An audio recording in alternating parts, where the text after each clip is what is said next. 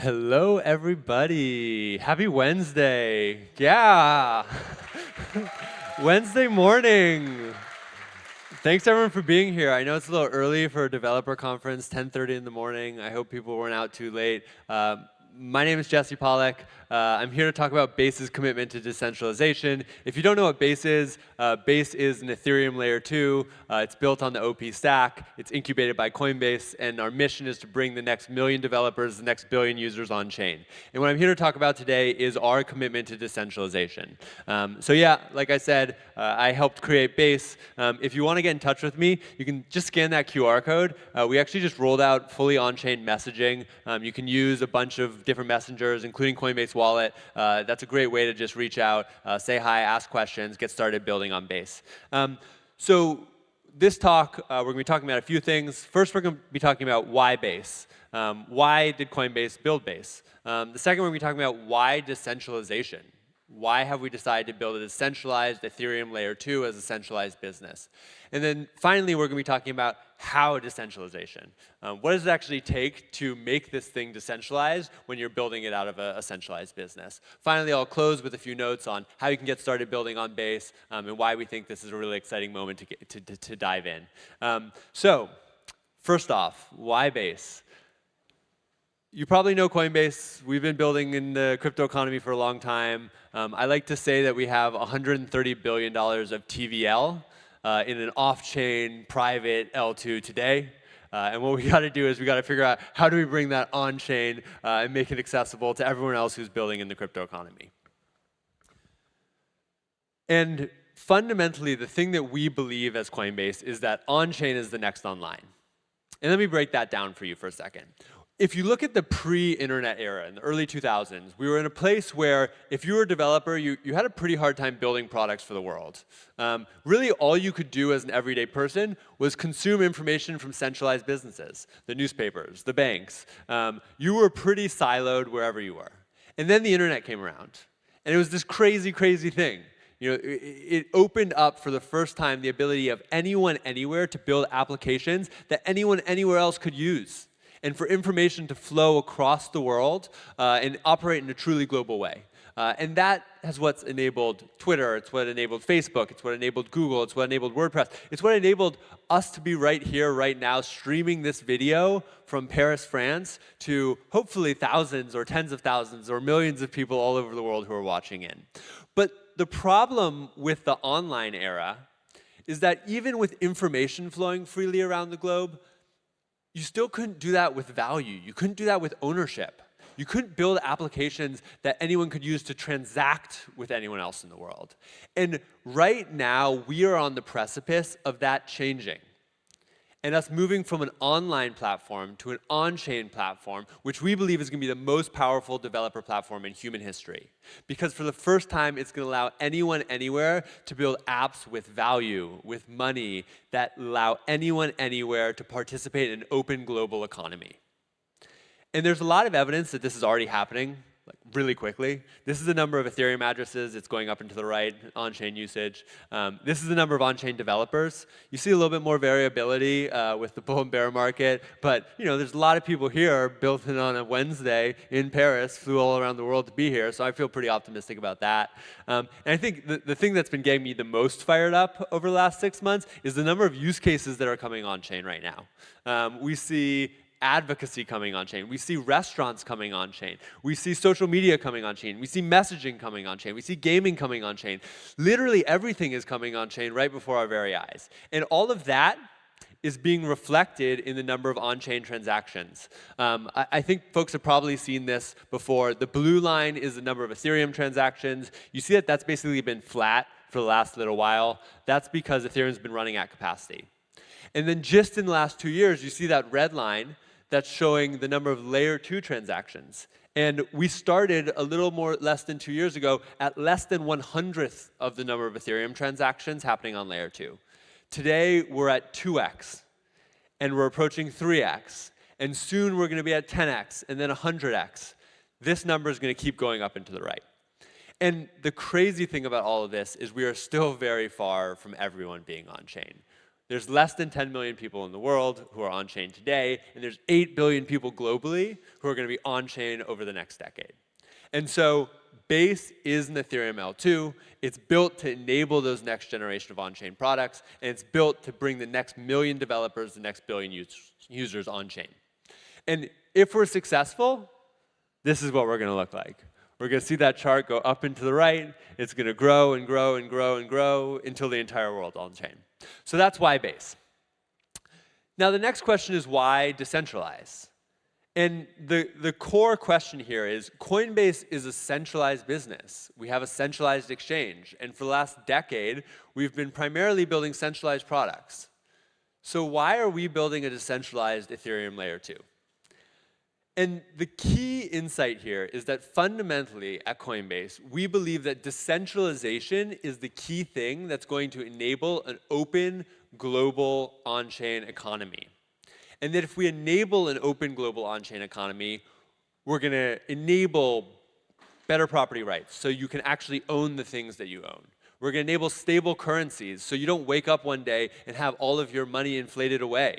We're going to enable free trade so you can transact with anyone, anywhere in the world. And I think most importantly, we're going to create a level playing field where regardless of where you are born, regardless of where you are living right now, if you have connection to the internet, you get access to the same services as everyone else.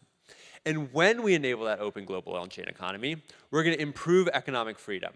And economic freedom is really, really good. When you look at studies around economic freedom, you basically see that with increased economic freedom, all of the things we want to see, higher life expectancy, more literacy, more businesses, more happiness, they go up and to the right. And all the things that we don't want to see, they go down. And so the TLDR on why decentralized is simple. Decentralization enables an open global on-chain economy. An open global on-chain economy enables economic freedom.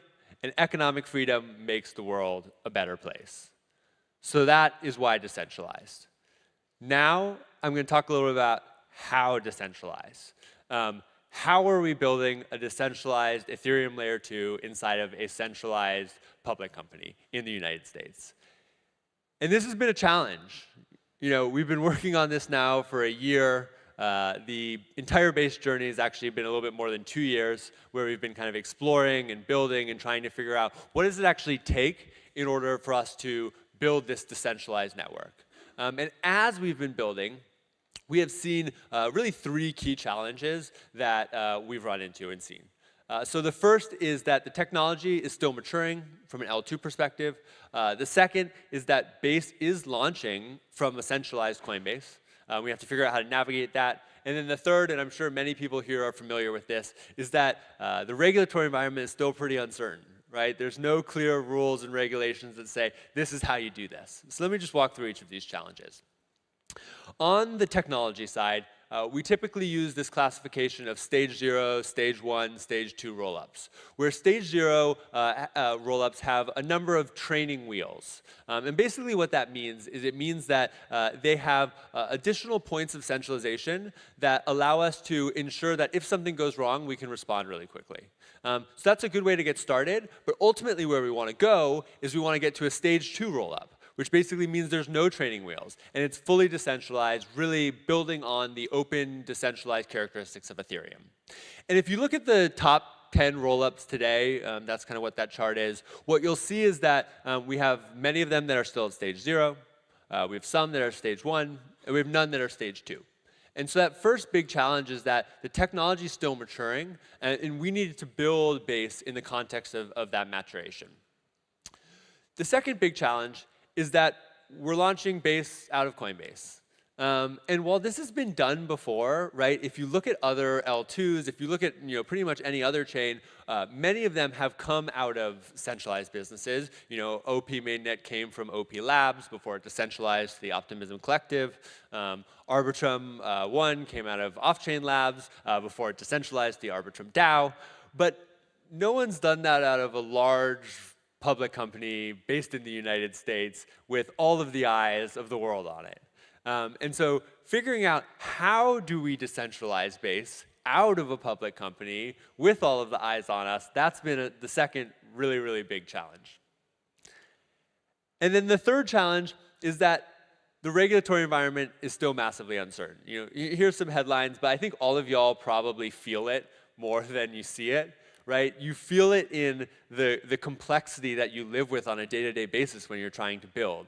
You feel it in the legal bills that you have that are tens of thousands of dollars, hundreds of thousands of dollars, that are taking away from engineers that you could be hiring because you have to navigate the fact that our governments haven't caught up to this technology that is being built right now.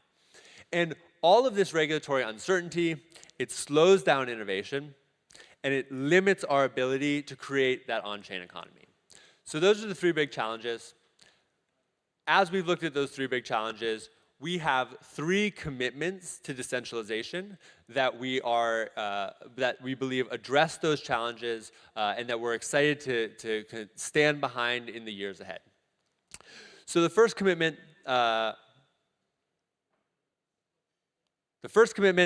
is a technical commitment, is that we are technically investing in decentralization.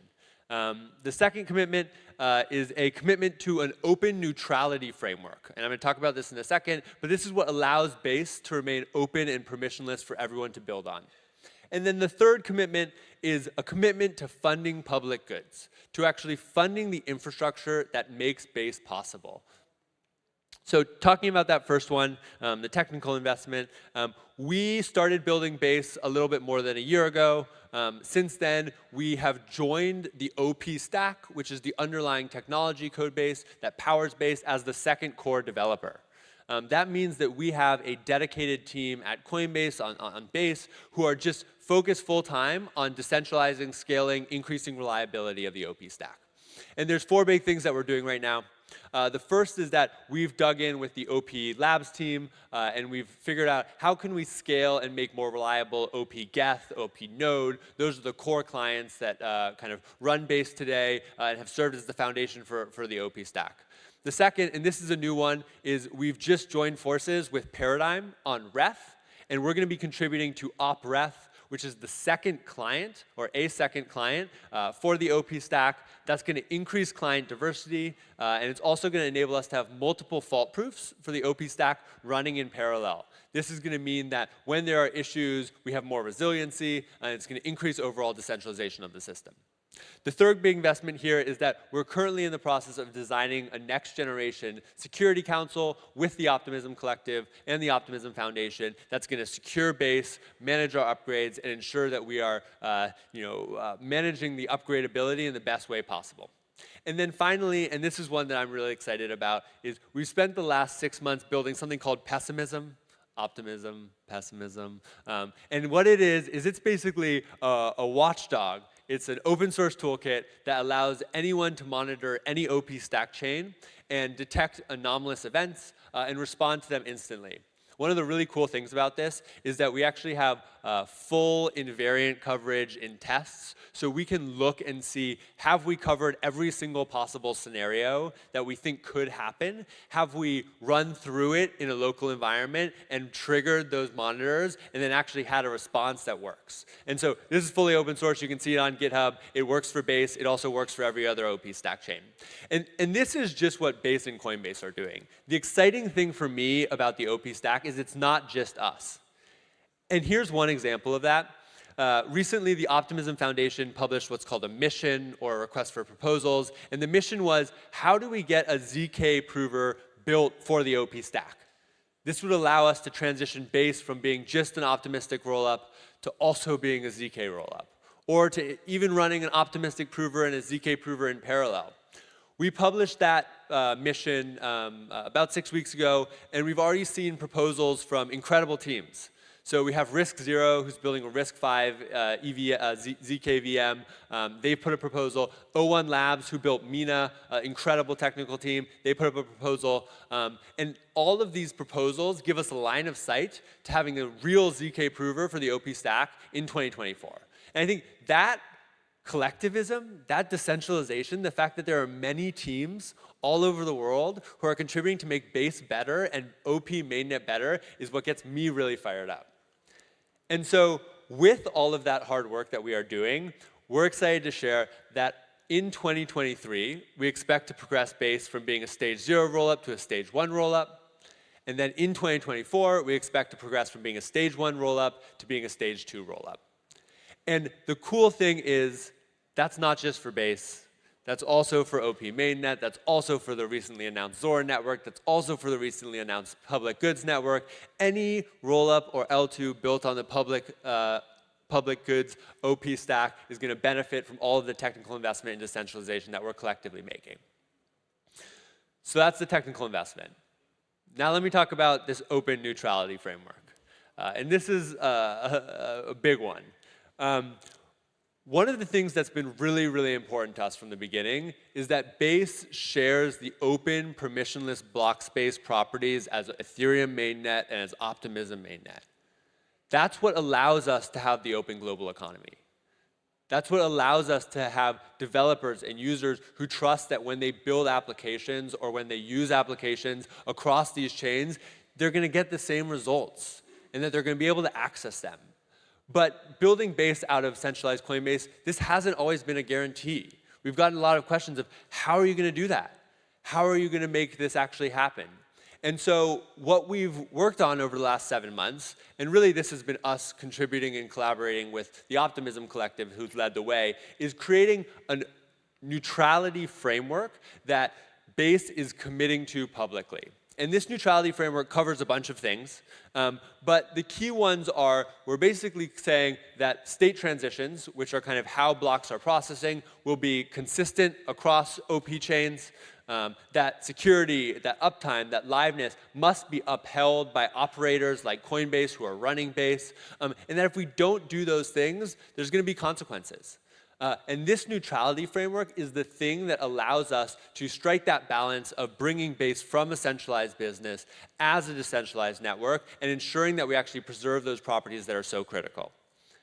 And so with that neutrality framework in hand, what we've then done is we've worked with the Optimism Collective to set up the Base network from the way the upgrade keys are handled, from the way the challenger keys are handled, to ensure that we remain committed to that neutrality framework, so that Coinbase is not a single point of failure, so that Coinbase cannot say, we're just going to violate this thing, and that's the end of it. Instead, that we have multiple checks and balances that ensure that we protect that open, permissionless characteristic of the block space, and that we keep it consistent across Base, across OP mainnet, and across Ethereum. And so that's a high-level overview. There's a lot more details coming next week. This has really been an incredible effort by the Optimism Collective, by the Optimism Foundation. It's still in a draft phase, this neutrality framework, and they're going to be rolling it out next week to open for a community review, community input, and Base is already committed to whatever the community comes to from a process perspective. So we're really excited to be standing behind that and to be ensuring that Base remains open, permissionless for everyone. So that's the second commitment, the open neutrality framework. The third commitment, this is about funding the infrastructure. It's about funding the public goods that make Base possible. And we're excited to share that we're going to be funding Base, we're going to be funding these public goods directly from the way the Base network works. So a portion of Base sequencer revenue, so every time you generate a transaction on Base and you pay a fee, will be routed to the Optimism Collective to fund public goods. And this is not going to happen behind the scenes. This is actually happening fully on-chain. And so you're going to be able to go in, you're going to be able to go into Etherscan or Basescan, and you're going to be able to say, whoa, here's my transaction. Here's the value from that transaction fee going into a vault. Here's that vault being split, and here's it being sent to fund public goods. That's kind of the first of a kind thing where we're doing a sort of value share in a fully public way from a public company to a decentralized autonomous organization to fund public goods. And so we're really excited about that. We're also really excited that Base is going to be joining the Optimism Collective and will be fully participating in on-chain governance in the months and years ahead. Because we believe that participating on-chain in governance, participating in these decentralized processes is what's going to make decentralization possible in the long term. We're also excited to share that this summer we're going to be doing our first round of grants on Base. It's not something we've done before. We're going to start small. We got to get, our feet underneath us. And so alongside that funding mechanism for public goods that's going to be continuous, that will grow as base grows, and will be routed through the Optimism Collective, we're also going to be building more of that muscle ourselves to ensure that we are funding all of the great builders who are coming into the Base ecosystem and making a decentralized Base open economy possible. So those are the three commitments. It's technical investment in decentralization, it's participation in an open neutrality framework, and it's funding of public goods. Now, to close, I just want to tell you a little bit more about how to get started building on Base. If you don't already know, we opened Base for builders last Thursday on July 13th. We are working towards opening Base for everyone early August. So that means that right now there's no UIs, there's no wallets, and we're working to onboard as many applications, as many tools as possible, so that by the time that the users get there, there's a ton of things for them to do. And so if you're a builder, you're deploying a dApp, and you deploy in this period, we have something called the Genesis Builder NFT. It's basically just a recognition that you were here early. You deploy your contracts, you verify them in Dune, you give us a little bit of information, and we will airdrop you the Genesis Builder NFT that will signal you were here at the beginning, you helped make Base and the open global economy happen. We're also excited to be helping run a hackathon called Super Hack, which starts August 4th. This is done in collaboration with Optimism, with Zora, with WorldCoin, and a number of other teams. And this is an awesome opportunity for everyone to come and build on Base and to help us get this ecosystem going. So please come and join Super Hack. And in general, I just want to put this chart back up. We are at the beginning of something that's going to be incredible. Because over the next decade, we're going to go from having less than 10 million people on chain to having 8 billion people on chain. And we're standing here right now, or sitting here right now. Y'all are sitting here, I'm standing here right now. We're standing right here right now at the very beginning of it. And the message I want to leave y'all with is the time is now. There's no time to wait.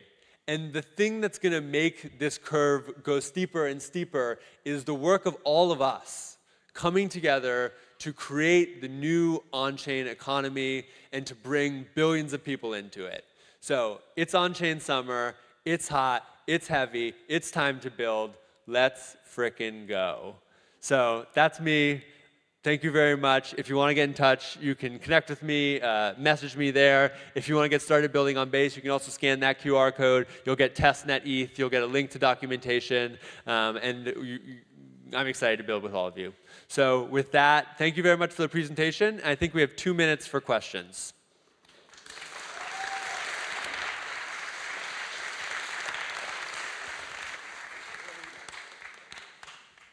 In the front. Oh, this.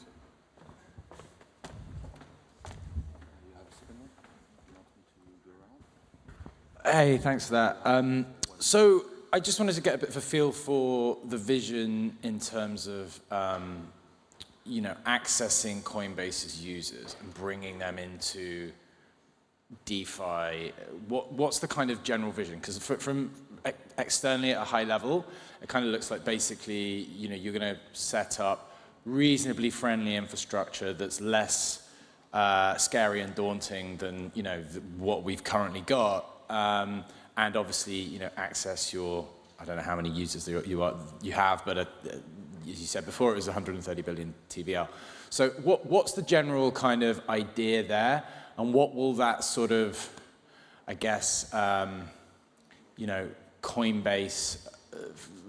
Coinbase approved DeFi ecosystem look like for your user base? Yeah, absolutely. Oh, hello. Awesome. Yeah, great question. And I think when we think about what our overall goal is, it's to bring the whole world on chain. Like that is our North Star, and that starts with the tens, hundreds of millions of users in Coinbase, those $100 billion of assets, and so the way we're going to do that is just by simplifying the experience. And this is a place where I think Base, working with Coinbase, is going to be able to really push the limits of what we've done thus far, right? Like because we have the underlying platform and because there's a wallet, we can basically figure out what does it take to simplify that user journey from the 10 steps today of I need to KYC, I need to buy some ETH, I need to bridge the ETH, I need to pick which chain I'm going to use, I need to get the dApp that I'm going to use, and then I can finally transact, to I have a cool product in front of me that I want to use, let me just use it. And so that's really what we're focused on, is basically simplifying down that user journey, starting with the Coinbase and Base as the kind of like tracer bullet that makes it possible, and then expanding that to every other client experience built on Base. And so, from a Coinbase perspective, what that means is that Base is going to increasingly just be a default for folks. You're going to still be able to use all the other infrastructure, all the other chains, but for folks who are just getting started, they're going to be able to use Base, and that's just going to work out of the box. And from a Base perspective, we're excited to work with pretty much every wallet to enable similar, easy on-ramping, easy building, and easy access to dApps. Maybe time for one more question? No more time for questions. No more questions. Awesome. Okay, well thank you everyone. Thank you so much for coming. Have a great day.